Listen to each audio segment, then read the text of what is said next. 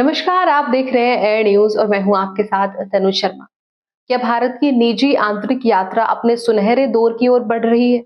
टाटा समूह की एक कंपनी द्वारा भारत में असेंबल और टेस्ट किए गए एक पृथ्वी इमेजिंग उपग्रह को स्पेसएक्स ने अंतरिक्ष में लॉन्च किया है।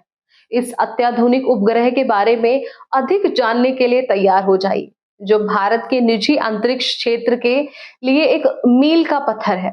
7 अप्रैल को 23:16 यूटीसी पर संयुक्त राज्य अमेरिका के फ्लोरिडा के केनेडी स्पेस सेंटर में लॉन्च कॉम्प्लेक्स 39A से स्पेसएक्स के फाल्कन 9 रॉकेट में बैंडवैगन एक मिशन पर TSAT-1A उपग्रह को लॉन्च किया गया।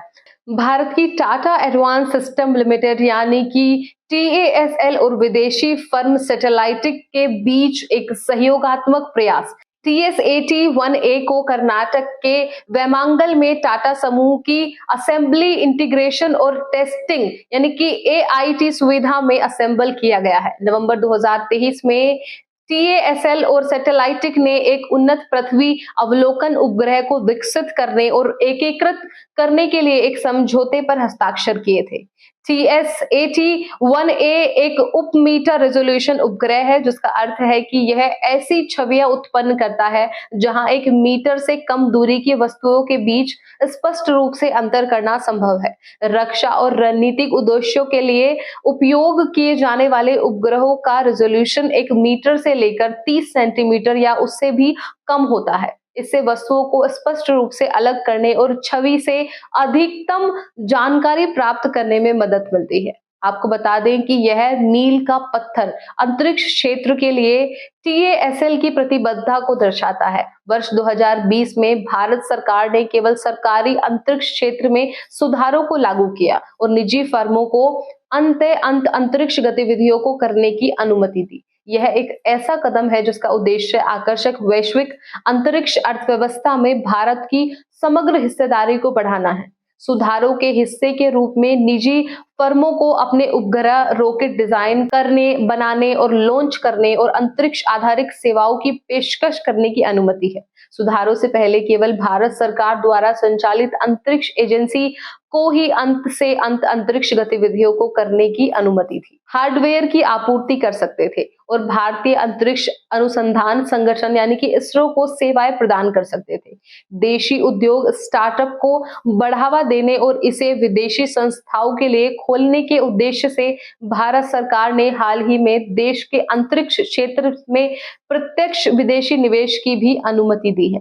वैसे भारत में स्पेसएक्स द्वारा टाटा समूह के पृथ्वी इमेजिंग उपग्रह यानी कि TSAT-1A का प्रक्षेपण भारत के निजी अंतरिक्ष क्षेत्र के लिए एक महत्वपूर्ण विकास है। यह विश्लेषण इस प्रक्षेपण के निहितार्थों की भारत की समग्र अंतरिक्ष क्षमताओं पर इसके संभावित प्रभाव की पड़ताल करता है। TSAT-1A का प्रक्षेपण भारत सरकार के निजी क्षेत्र को अंतरिक्ष क्षेत्र में प्रवेश करने की अनुमति देने के निर्णय का एक प्रमाण है। इस निर्णय का उद्देश्य भारत की समग्र अंतरिक्ष क्षमताओं को बढ़ाना है। अब तक भारत विदेशी उपग्रहों और रॉकेटों पर निर्भर था।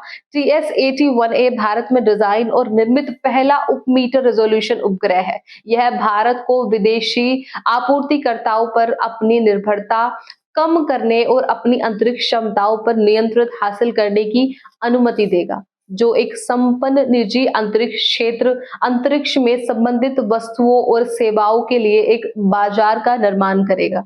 निजी कंपनियां संचार, नेविगेशन और रिमोट सेटिंग जैसी सेवाएं प्रदान कर सकती हैं। इससे नई नौकरियां पैदा होंगी और भारत की अर्थव्यवस्था को बढ़ावा मिलेगा। TSAT-1A का प्रक्षेपण भारत और विदेशी अंतरिक्ष एजेंसियों और कंपनियों के बीच अंतर्राष्ट्रीय सहयोग को बढ़ावा देने में भी मदद करेगा। उपग्रह को स्पेसएक्स द्वारा लॉन्च किया गया था, जो संयुक्त राज्य अमेरिका की एक प्रमुख वाणिज्य अंतरिक्ष कंपनी है। TSAT-1A के प्रक्षेपण से भारत और संयुक्त राज्य अमेरिका के बीच अंतरिक्ष सहयोग के लिए नए रास्ते खुलने की संभावनाएं हैं। वहीं ये उप मीटर रेजोल्यूशन के साथ TSAT-1A भारत को उच्च गुणवत्ता वाली इमेजरी प्रदान करेगा, जो राष्ट्रीय सुरक्षा उद्देश्यों के लिए उपयोगी हो सकती है। उपग्रह निगरानी, टोही और खुफिया जानकारी एकत्र करने में मदद कर सकता है। यह भारत की सीमाओं की रक्षा करने और सुरक्षा खतरों पर नजर रखने की क्षमता को बढ़ाता है।